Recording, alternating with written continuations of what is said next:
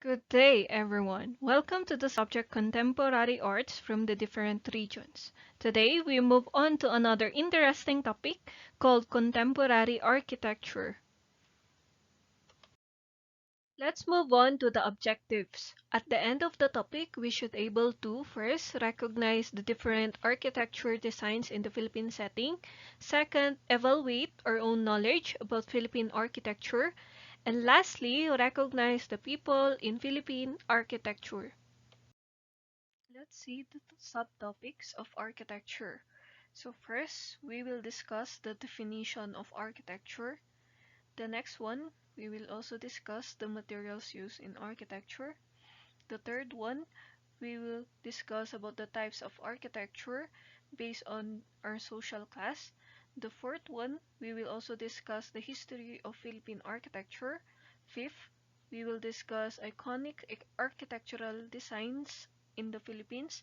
And last one, national artists for architecture. Let's see the definition of architecture. Architecture came from the Latin word architectus and Greek word architecton. Architecton, it will be divided into two words. First one, we have archi, means to be the first, and tecton means mason or builder. If you will combine the two words, it will be the first commander of a mason or builder. In some books, it is the commanding officer of the building. Architecture, it is defined as the art and technique of designing building as distinguished from the skills associated with construction. Because every society, whether highly developed or less so, settled or nomadic, has a spatial relationship to the natural world and other societies. The structures they produce reveal how much about their environment, including climate and weather, history, ceremonies, and artistic sensibility, as well as many aspects of daily life. We have also a new term called contemporary architecture. It is defined as broadly as the building style of the present day. However, examples do not necessarily have similar or easily recognizable features because of the style. It is really quite varied and has a number of different influences. According to your book, Philippines is one of the example of this one because of the influences we have. Actually, we have no direct or parang specialized architecture that we can call on our own because of the different influences. One of the famous questions about architecture is the difference between architect versus civil engineer. Architect will focus now more on the design of the building. On the other hand, the civil engineer will study the structure requirements of the building. So that is the main difference. And at the same time, they do quite a lot of similarities, but that is the main difference of the two terms. Let's move on to the materials used in architecture. We have the classic materials. So first one, we have wood, stone, and brick.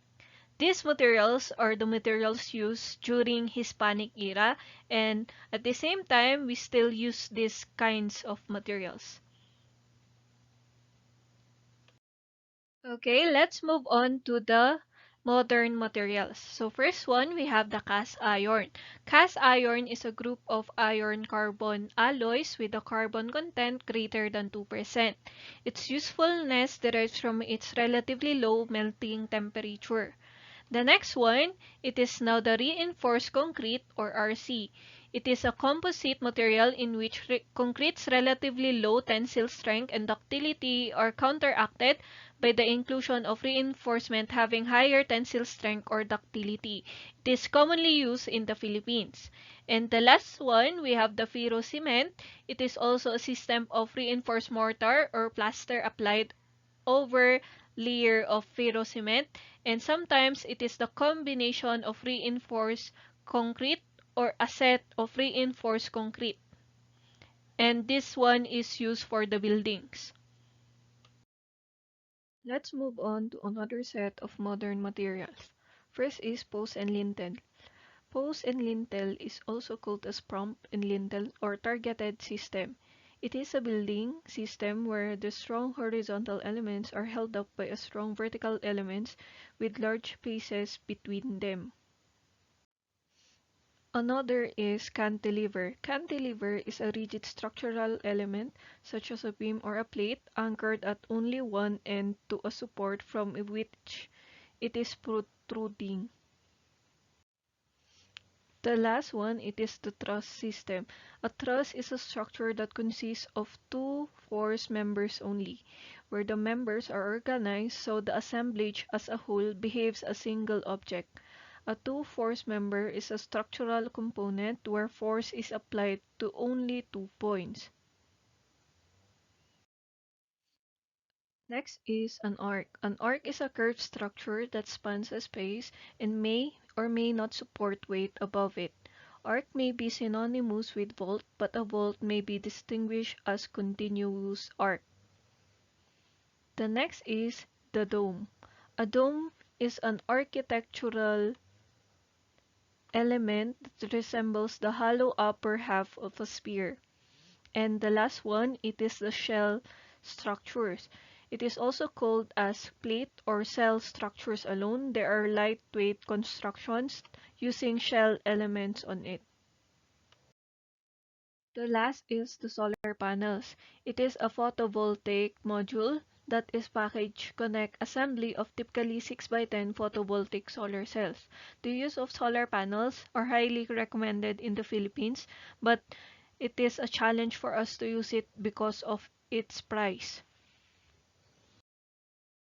Let's move on to another subtopic of architecture. It will be architectural types. These are houses or structures of the building that is based on our social class. So first type, we have domestic architecture.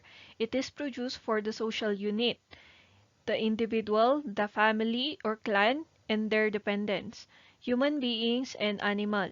It provides shelter and security for the basic physical functions of life, and at the same time, it is also for commercial, industrial, or agricultural activities that involve the family unit rather than the community. The next is vernacular architecture. In much of the world today, even where institutions have been in continuous process of change, dwelling types of ancient or prehistoric origin are in use. The forces that produce a dynamic evolution of architectural style in communal are usually inactive in the home and farm. The lives of average people may be unaltered by the most fundamental changes in their institutions. The people can be successively slaves, the subjects of a monarchy, and voting citizens without having the means or desire to change their customs, techniques, and surroundings. In short, these are the traditional houses that they want to preserve. And the last one, we have power architecture. Power architecture can be defined as the wealth and expressive functions that increases a special type of domestic building that can be distinguished by the monarchs.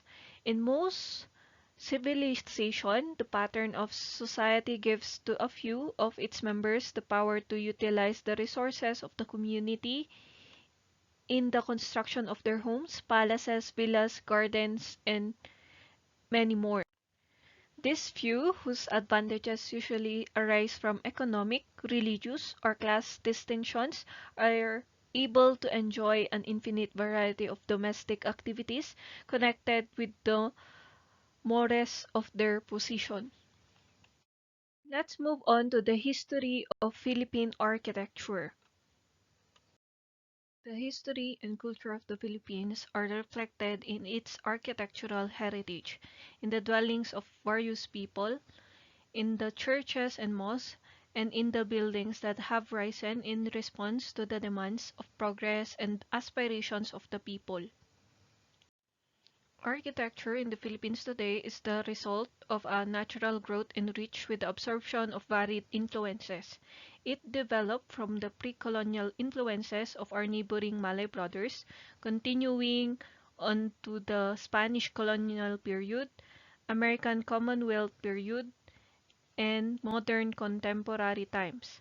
As a result, the Philippines has become an architectural melting pot, Filipino with a tinge of Occidental. According to Leandro LOCSIN, Philippine architecture is an elusive thing because while it makes a full sense or full use of modern technology, it is a residue of the different overlays of foreign influences left in the Philippines over the history. Let's see the history of the Philippines. The early Malay culture and vestiges of earlier Hindu influences, the more than 300 years of Spanish domination, the almost 50 years of American rule, the Arab and Chinese influences through commerce and trade over centuries. It resulted that our culture may be hybrid, a totally new configuration which may include the remembrance of the past, but transform or frame in terms of its significance today. During pre-colonial period, the houses that we use are nipa huts or bahay kubo. Other areas of the country present different forms of tribal architecture as compared to the lowland bahay kubo, which is influenced greatly by culture. In some cases, climate and the environment is very important factor in building on it. In the upland regions of Cordillera Mountains, the houses, though they still use bahay kubo, but it's more on the native materials and it is more secured. Mhm. Okay, let's move on to the Spanish colonial period. The arrival of the Spaniards in 1571 brought in Antillean architecture, though not specifically suited for the hot weather. European architecture was transposed via Acapulco, Mexico into uniquely Filipino style. The Rizal House in Calamba, Laguna and Luna House in Badok, Ilocos Norte are good examples. Vigan, Ilocos Sur as well as Taal in Batangas have the best surviving Spanish quarters. The city of Manila, Iloilo and Cebu also have some notable old houses. Other areas of the country present have different forms of tribal architecture as compared to the lowland Bahay Kubo, which is influenced greatly by culture, and in some cases, climate and environment. Other structures developed during Spanish period were schools and hospitals, Ateneo Municipal, University of Santo Tomas, Colegio de Letran, Hospital de San Juan de Dios, and many more. Though most often attached to the church, these structures eventually developed into their own following the tropical Baroque style of architecture popular at that time. In time, the friar's task was taken over by Filipino and Chinese master builders. These craftsmen have sometimes left their native stamp in decorative motifs, tropical vegetation by Filipinos, lions and dragons by Chinese, and other more. The churches were built with adjacent convento, so it means that there is a priest house and office, also serve as a school, tribunal, prison, and evacuation house during calamities. Attached or detached belfry, as seen in Ilocos region where the belfry was built a couple meters away from the church structure. This anticipate a collapse of the belfry in times of the earthquake and walled for court. Foremost of the American contributions to this country was the establishment of the civil government. This led to the erection of the government buildings from the city all the way to the municipal level. Government houses dotted every community. Designed in the most respectable manner, these government houses resembled Greek or Roman temples complete with porticos and pediments.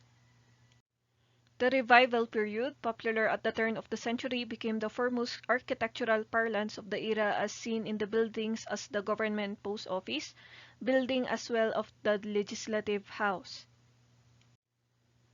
Education of the masses also became the thrust of American regime. As such, public education was established, foremost of which is the University of the Philippines.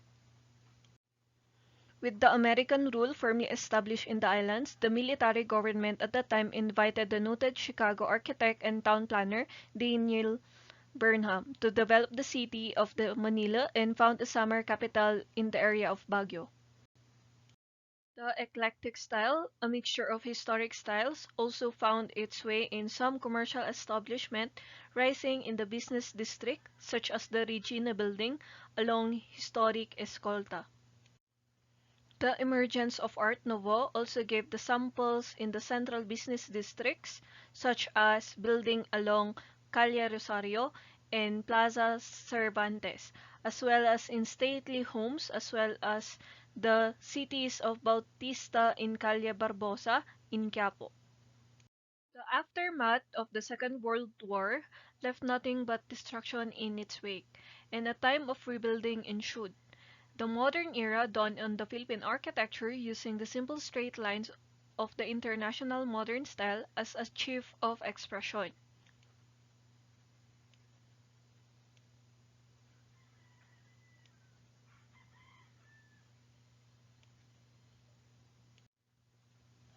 By the 70s, a new form of Philippine architecture emerged with the Philippinization of architecture. The Filipino style found its way in the re-emergence of traditional motifs, the bahay kubo and bahay na bato. This one became popular forms to be copied and modernized based on Batasan Pambansa Bliss housing projects. By the 80s, the country's architectural idiom was swept by the tide of postmodernism, a harkening back of some sort to the romance of classical architecture. Today, architecture in the Philippines continue to be vibrant and with the country opening up to the world, more on first rate. Let's move on to the different iconic architectural designs in the Philippines. The first one is the main building in Santo, Tomas, designed by a Spanish priest civil engineer Reverend Father Roque Ruño in 1920 to 1923. The main building of the Philippines' oldest university, located on España Boulevard, is also the first earthquake-resistant building in the country. The design was fine-tuned after the lessons learned from the Great Kanto earthquake that flattened Tokyo and Yokohama in September 1, 1923. The next iconic architectural design in the Philippines is the Quezon Hall that can be found in the University of the Philippines, Diliman. Designed by Juan Nakpil, the first architect to receive the National Artist Award in 1973, Quezon Hall houses the administrative offices of the university located in Diliman, Quezon City. Constructed in the 1950s, the building sports an eclectic style, meaning to say combining different styles into one structure. The same style is used for the university's main library, also designed by Nakpil. The next is the Nicanor Reyes Hall, found in Far Eastern University.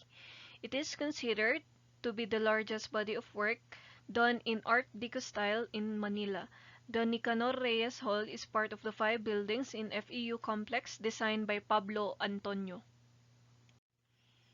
Antonio is the second architect to receive the National Artist Award in 1976, a year after his death. In 2005, the 5 Art Deco-style buildings earned a citation from the United Nations Educational, Scientific, and Cultural Organization or UNESCO for the Asia-Pacific Heritage Award for Cultural Heritage. The next is Philippine International Convention Center. It is an example of massive fortress-style brutalist architecture. The Philippine International Convention Center (PICC) is a brainchild of Leandro LOCSIN, one of the greatest master architects that the Philippines has produced. For a state-of-the-art structure, the PICC was surprisingly completed within only 23 months from 1974 to 1976. The next is the National Theatre or Tanghalang Pambansa. Formerly the Theatre of Performing Arts, is the CCP's flagship venue and houses its principal office. Like the PICC, the theater is only part of the CCP complex, a sprawling 88-hectare government-owned structure. The National Theatre's design is another work of Leandro LOCSIN and carries his signature style of floating volume, which combines a heavy use of concrete with elevated structures. The result of startling contrast of a massive-looking structure that seemingly floats. The next is Tanghalang Mariang Makiling National Arts Center. Part of the National Arts Center, the Tanghalang Mariang Makiling is a performance and arts venue of Philippine high school for art students and other artists. This is another masterwork of Leandro Locsin who radically adopted the Nipa hut design for this place. The next is the San Miguel Corporation. Designed by the Mañosa brothers, Manuel, Francisco, and Jose, the San Miguel Corporation building in Ortigas serves as the head office of one of the largest corporations in the Philippines. The building, uniquely designed, is inspired by Banawe rice terraces. Landscaping is done by the national artist for architecture in 2006, Ildefonso Santos, who is considered the father of Philippine landscape architecture. The next is the Pearl Farm Beach Resort. Located in the Samal Island of Davao City, the Pearl Farm Beach Resort is built on what was once a farm for culturing pearls. A handiwork of Francisco Mañosa, who was strong advocate of indigenous architecture, the resort's design was adopted from the traditional stilt houses built along the coastline. In 2009, Mañosa received the National Artist Award for Architecture. The next is the Philam Life Building in Manila. Built in 1961, the building is designed by Carlos Arguelles in the international style, with its emphasis on rectilinear forms and plain surfaces stripped on ornamentation. Arguelles was also the architect behind the Manila Pavilion Hotel and Casino, formerly known as Manila Hilton, and the Development Bank of the Philippines building in Makati. The next is the Mind Museum, found in Global City. For its sheer design alone, it is a landmark work from the father and son team of Lor and Ed Calma and their respective architectural firm. Due its amorphic form which mimics the cellular membrane, the museum has no singular facade that remains the same when viewed all the time. Recently, it won an international award from the 20th Annual TEI Awards for its design and exhibitions, a first for science museum in Asia. The next is the Zuellig Building. On any given day, the Zuellig Building mesmerizes with its ghostly beauty. Its all-glass facade with barely discernible edges makes this premium-grade office building in Makati Business District. It is also blends in its surrounding like the sky and landscape. The next is the GT International Tower. Developed by the Federal Land, the building takes its initials from the owner and chairman of the Metrobank Group, George T. The tower sports a 10-story vertical fin for its crown and is one of the most recognizable buildings in Makati skyline. The next is the Mall of Asia Arena. Located in Pasay City, Mall of Asia Arena is the newest sports and events arena in the metro after its official opening in 2012. With a seating capacity of 16,000 and a full house capacity of 20,000, it rivals the Smart Araneta Coliseum for biggest indoor arena in Southeast Asia. The next is the Manila Cathedral. The minor basilica and metropolitan cathedral of the Immaculate Conception is the Cathedral of Manila and basilica located in historic walled city of Intramuros. The next is the Miagao Church. Miagao is found in Iloilo. The church overall architectural style falls under the Baroque Romanesque architectural style. This is one of the most beautiful churches in the Philippines. Its ochre color is due to the materials used in constructing the church: adobe, egg, coral, and limestone. The next is the Manila City Hall. The Manila City Hall is located in the historic center of Ermita, Manila. It is where the Mayor of Manila holds office and the chambers of Manila City Council. It was originally intended to be part of the national government center envisioned by Daniel Burnham in 1930s. And the last one, it's Proscenium. Proscenium is designed by Carlos Ott, the Uruguayan architect renowned for his design of La Opera de la Bastille, a modern theater icon in Paris. It is also one of the most awaited pre-selling projects by Rockwell Land.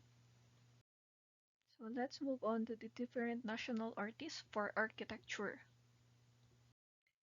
The first national artist is Pablo S. Antonio.